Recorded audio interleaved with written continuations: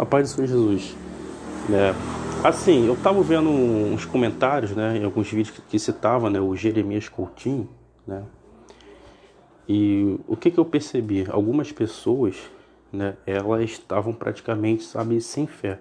Porque muitas pessoas, quando vê um escândalo, elas acabam, né, desacreditando de Jesus, né? Acabam, puxa, mas não é possível, né? Como Deus permite isso? Será que Deus existe? Ou seja, a fé da pessoa fica abalada. Eu citei que eu já passei por uma situação semelhante, né? Eu cheguei a um nível que, puxa, as igrejas estão tudo corrompido, né? Tá tudo corrompido. Eu, né, acreditei nisso, né? E decidi me afastar de Deus. Só que assim, eu não fui pro mundão, né? Eu fiquei dentro de casa, mas eu comecei a ficar ateísta, né? Eu só não virei ateu porque eu sabia que Deus existia, que Deus é real, né? Eu já sentia a presença dele, então, né, você não tem como enganar a si mesmo, né? Entende? Então, o que eu disse? Tô chateado com Deus, porque eu não entendo. Olha só, né? O meu pensamento é porque eu tô chateado com Deus, né? E graças a Deus, com a maturidade que eu alcancei, né? Pelo processo, né? Que Deus fez na minha vida, né? Deus quebrou o vaso, né? Para moldar, para ficar direitinho, né? Hoje eu entendo que é um absurdo, né? É um absurdo você falar, né? Que, tô chateado com Deus, né? Mas foi um processo muito difícil que eu tive, né? Muitas chateações, né? Muitas dúvidas, né? Ainda mais você se deparando com tantas doutrinas, né? Calvinismo, que é uma coisa terrível, né? Que uns amam, né? É uma maravilha, né? Outros, né? Ficam com problemas, ficam com medo de Deus, com medo de Jesus, né?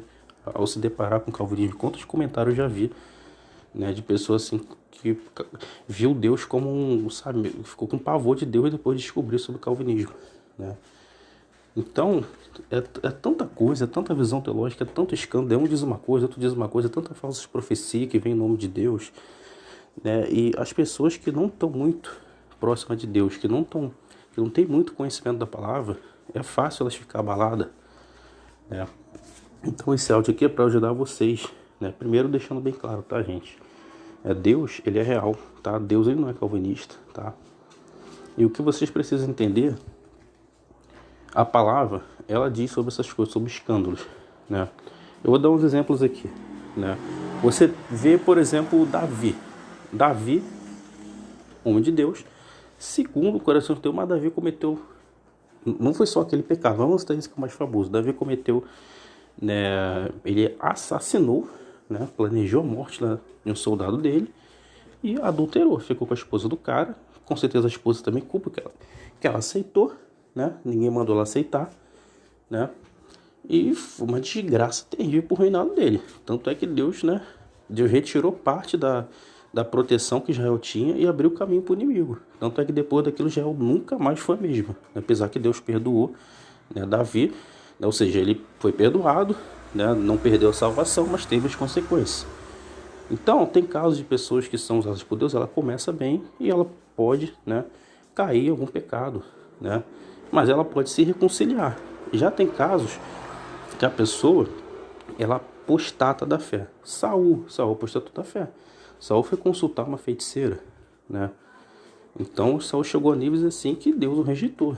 A gente tem exemplo também, né, por exemplo, existem já os falsos profetas, né, que vêm em nome de Deus. Aí já está lá em Apocalipse, né? Jesus também fala em Mateus, né? Muitos virão em meu nome. E hoje em dia tem muito isso, né? Tem aqueles que são treinados, né? São treinados pelo inferno para vir aqui na terra, para se infiltrar como se fosse cristão, como se fosse ovelha, mas não é ovelha, tá? É bode, não é trigo, é joio, tá? Esses aí são outra categoria. Esses já são falsos profetas legítimos, né? E já desde que se apresentou, já é um falso profeta. Tem os cristãos que, se apostatarem da fé, eles podem virar. Eles viram um falso profeta, né?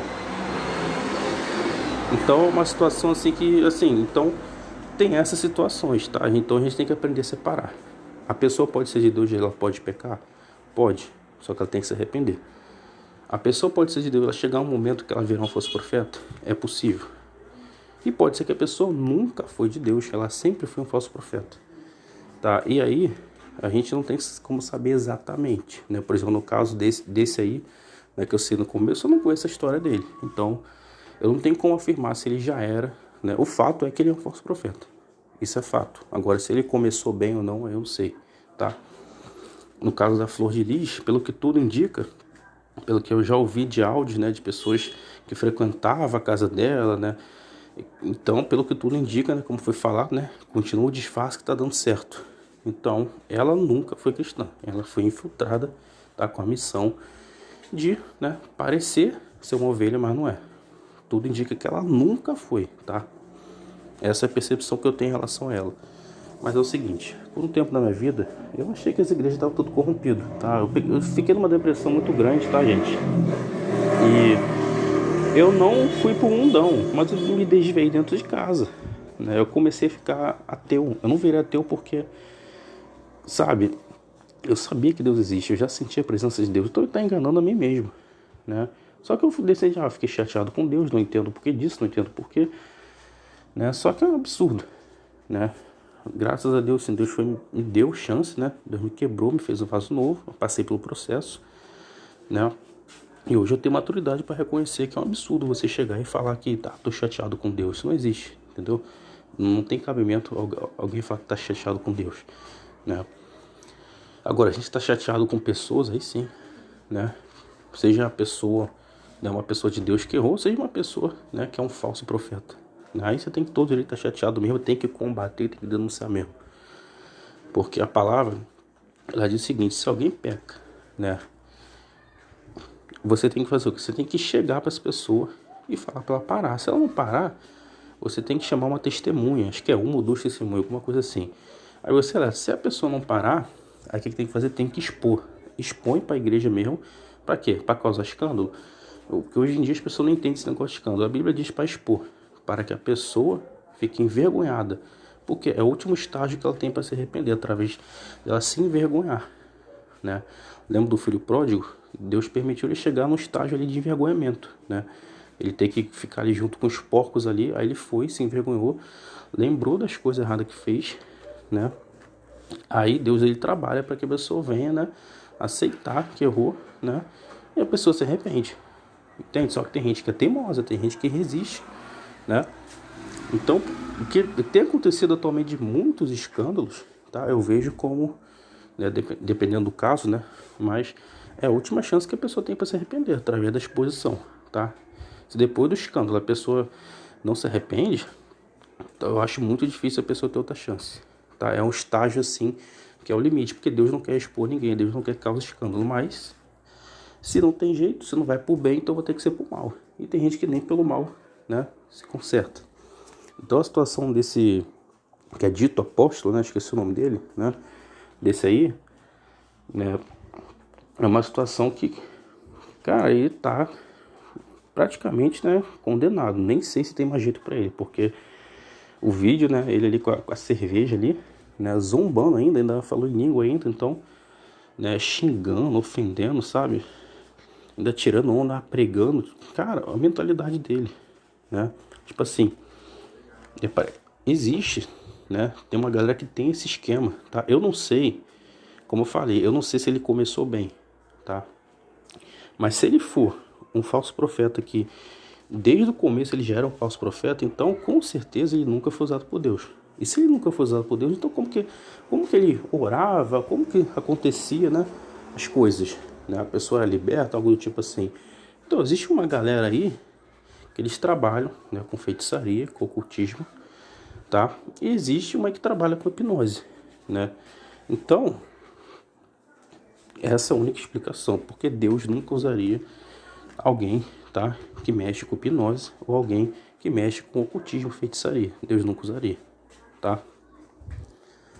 Então, gente, eu sei que uma situação é algo assim, puxa, né? Mas tem gente que tem coragem de fazer isso, tem, né? Tem, isso é fato, né? Se a pessoa nunca sendo cristão, ela somente se infiltrou ali, né? Provavelmente ela teve ali uma instrução de algum espírito maligno, né? Cresceu nesse meio aí, alguma coisa assim, né? E foi dada essa missão para ela. Olha, você vai entrar, vai se fingir que é cristão, você vai usar os mesmos bordões, né? Você vai usar a mesma roupa, gravata, terno, né? Você vai, né? Aí ele começa a ver um monte de pregação, começa a imitar, fazendo imitação, aí aprende também o que?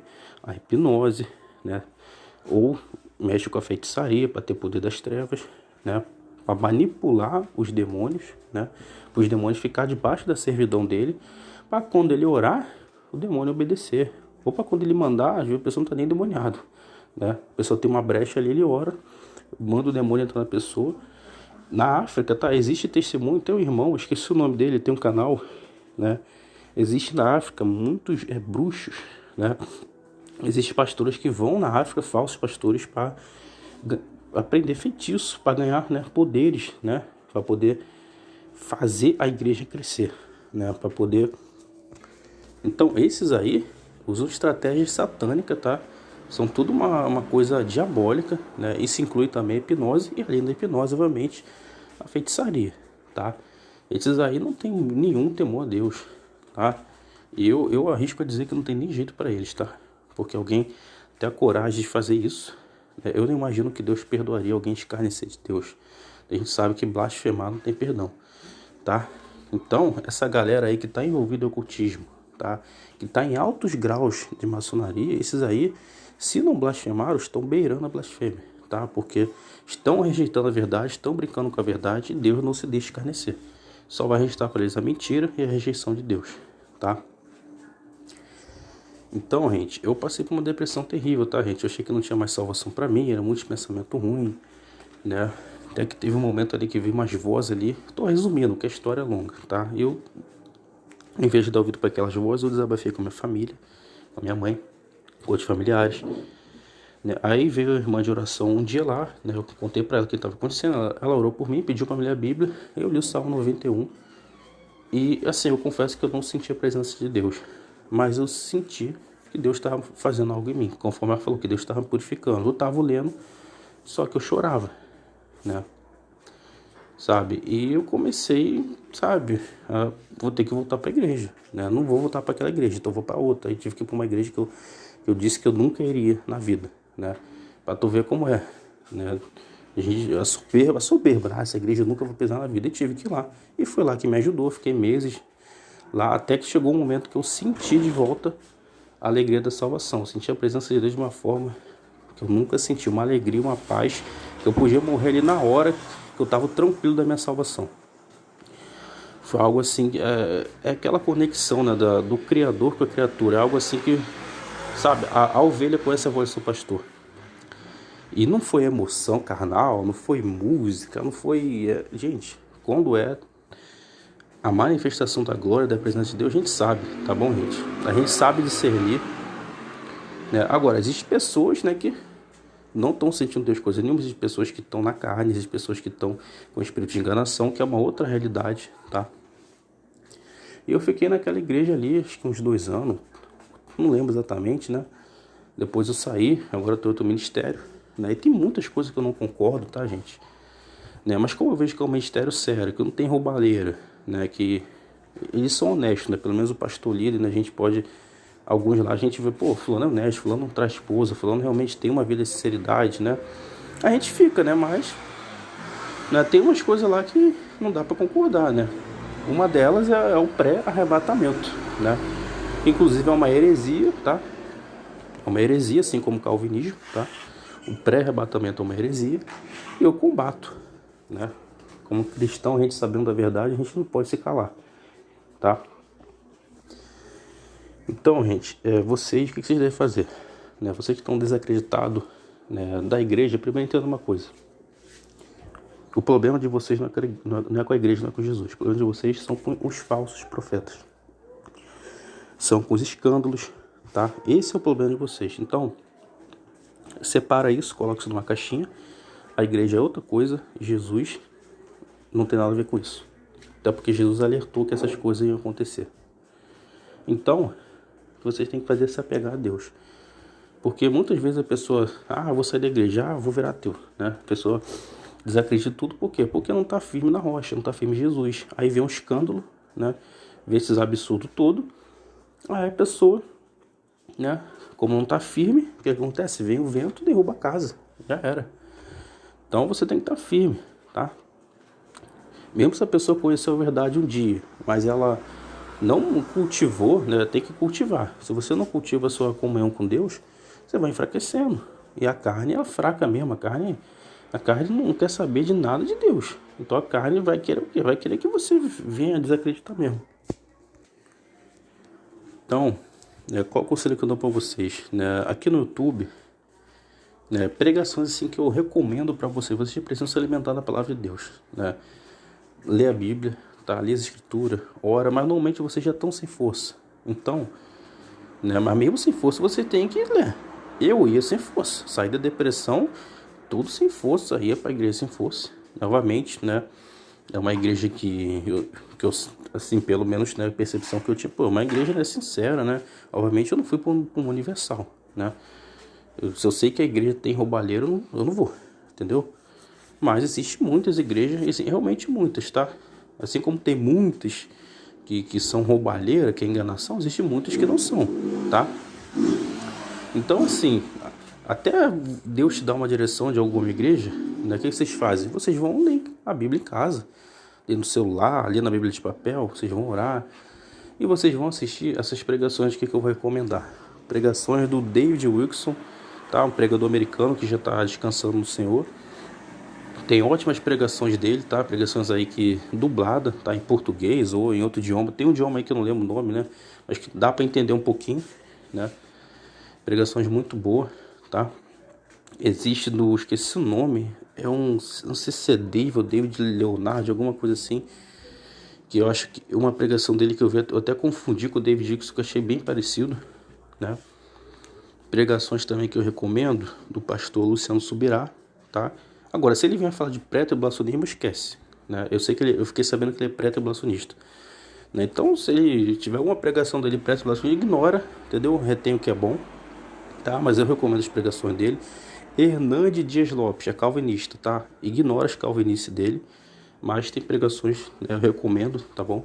Não é porque a pessoa tá errando alguma coisa, quer dizer que a pessoa tá errando em tudo, né? Porque ninguém é perfeito, né? Isso aí também é uma questão de como se diz, né? A pessoa tem uma visão errada, né? Para mim isso é um absurdo, né?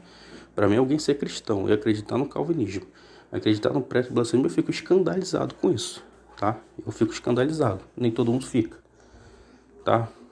Então, como eu sei que nem todo mundo fica, como é uma coisa que vocês dá para filtrar, dá para tolerar, então só vocês filtrar e tolerar.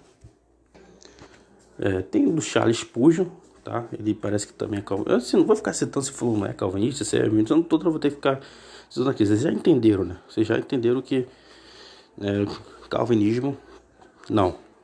Chegou qualquer coisinha de calvinismo, rejeita na hora, tá? Se vocês tiverem dúvida, pode comentar aí.